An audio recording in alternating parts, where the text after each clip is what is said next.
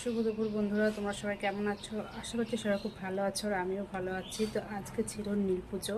তো তোমাদের কাদের কাদের নীল পুজো ছিল কমেন্টে জানিও। আমাদের তো ছিল। আর নীল পুজো যেহেতু সেহেতু ভাত খেতে নেই, সেই জন্য আজকে হচ্ছে লুচি খাওয়া। লুচি রুটি এগুলো খেতে হয়, মানে আটার জিনিস খেতে হয়, চালের কিছু খেতে নেই। তা তোমাদের কাদের কাদের নীল পুজো আছে কমেন্টে জানিও।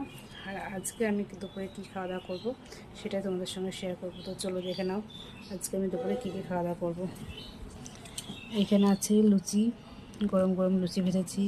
লুচি আছে, কাবলি ছোলা আলুর তরকারি, আর এখানে আছে মিষ্টি কুমড়ো দিয়ে আলু দিয়ে তরকারি, আর হচ্ছে সিমাই। তো কে কে খাবে ঝটপট কমেন্ট করো।